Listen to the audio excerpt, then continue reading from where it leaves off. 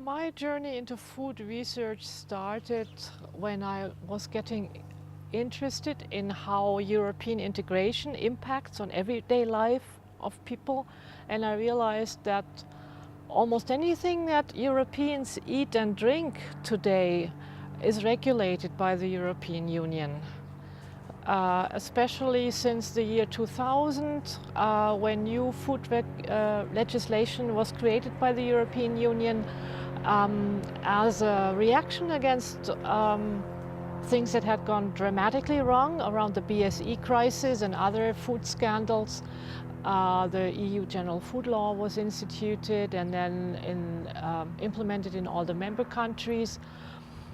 So heightened food hygiene and consumer safety regulations are really have a very, very strong impact on what's available in terms of food and drink today in Europe. And one thing I was also getting interested in was how this was negotiated, or how this impacted on the new accession countries, because by the end of the 1990s, most of the countries that would become European Union members in 2004, the Eastern European countries, but also two islands in the Mediterranean, Malta and Cyprus, they acceded in 2004, 1st of May 2004, the 10 new accession countries, and later on Romania and Bulgaria joined in 2007. And they started their accession process to the EU at a point in time when food hygiene regulations had dramatically tightened all over the European Union. So not just the member countries that were already members had to comply, but for the new accession countries, this was really a very, very dramatic challenge.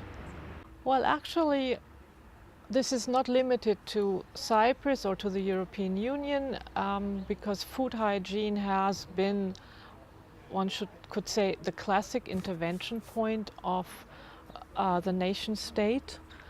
What Michel Foucault, the philosopher and historian, has called biopolitics, which is what happened in many of the European Union countries, especially the accession countries, that smaller operations would close down and leave the market, as it is called in economic terms, especially if the people who owned them were older and perhaps their children were not so interested in following in their footsteps. Then very often they would close down, and that very often would then mean that specific traditional products, local specialties that were unique to a village community or to a region would no longer be produced.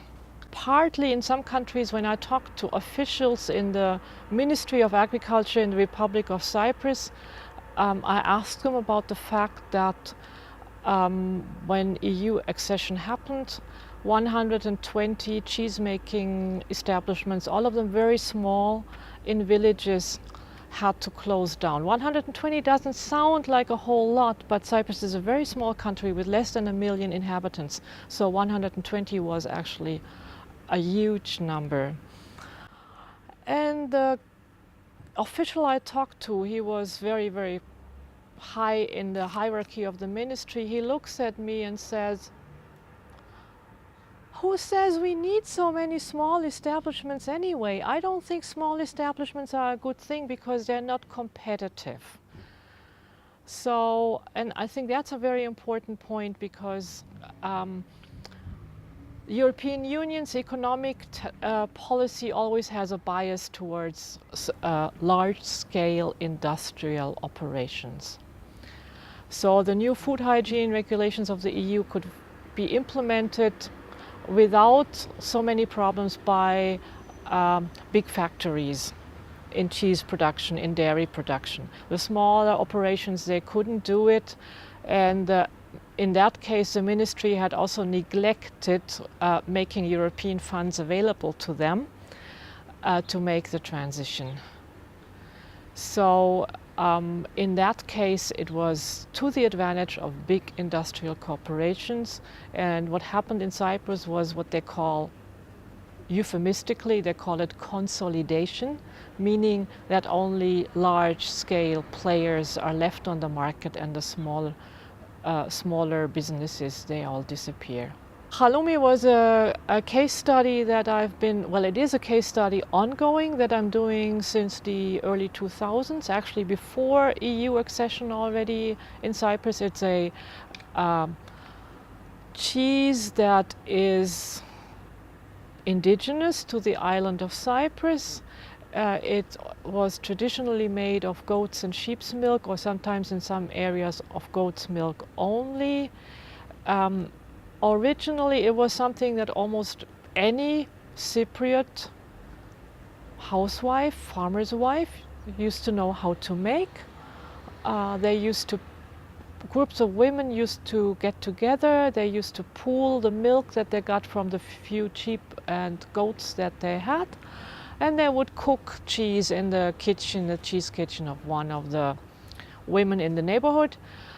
Later on, after Cyprus became independent from Great Britain, it had been a colony until 1960, halloumi making developed into a commercial activity, and individual women would make it their full-time employment, and they would supply markets and supermarkets and restaurants. And then in the 70s, big industrial corporations started taking over, and they sort of transposed this very artisanal process that actually happened in the cheese kitchens. They transposed it to big factory settings, and they converted it into a mass market commodity for export, for global markets. Export to the UK, to the United States, to Arab countries like Saudi Arabia or the United Arab Emirates, to Australia, to New Zealand. And what's important is that, of course, the European Union is not unaware of the effects, the impact that food hygiene regulation has had on small-scale production and on traditional artisanal food in European countries. And very early on, they also introduced legislation and a special program to protect such products. And they have developed quality labels as part of a food quality program that is modeled after the protected geographical indications that you had already in countries like France and Italy. So groups of producers can apply through the agricultural ministries of their countries to get a label. There are two types of labels: protected designation of origin and protected geographical indication. And they can apply to get this label for their product. What's very important is that their product is very specific to the place, and that they can demonstrate that it has a link to an area, to a small region, to a community. And then once they have the label, it's a very complicated process, but I cut it short. Then they are actually protected against copies from other areas. So it functions a little bit like copyright. And halloumi was one of the products that the Republic of Cyprus has attempted to get such a label for, and this is one of my research interests has been in the last few years. Yes. Well, I'm an anthropologist, and anthropologists early on, there has always been something called an anthropology of food in anthropology, a special orientation. And for a long time, the anthropology of food was primarily interested in the incredible diversity of things that different cultures declare as edible, not all of which is conducive to health and nutrition, and also the fact that there are food taboos in almost all cultures. And that also is very arbitrary. What one culture or religions declares as taboo, as you're not permitted to eat it, or you're not permitted to eat it during certain periods of the year, or in the connection of certain religious restrictions. So initially, anthropology of food was interested in this sheer range of diversity of food choices. And then later on, in the 1960s, 70s, with symbolic anthropology, we started to realize that food is not only nutritious, but also carries a huge symbolic load, that it can mark social boundaries, such as between ethnic groups or social classes.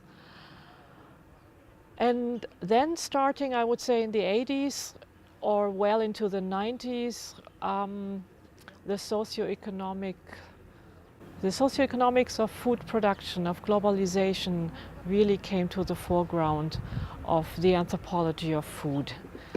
Globalization, what we call value chains, meaning that food is produced all over the world. The stuff that we find in our supermarket today, or what's on our plate in a restaurant, may come from half a dozen different sites around the globe. And the kinds of economic and social impacts that has in the places where the food is produced, but also the inequities that are expressed in the West through the consumption of food are very, very important in food anthropology. To my mind, we're just at the cusp of another development in food anthropology, and that has to do with the fact that food consists of organic substances, and eating means that we are actually imbibing these substances, and that there is a transformation ongoing. The substances, the food is being transformed, our bodies are being transformed. Our food choices are guided by culture. So in a sense, eating is a way of culture getting under our skin. So I would call this perhaps metabolic anthropology, and I think this is the most recent and most exciting development in the anthropology of food to date.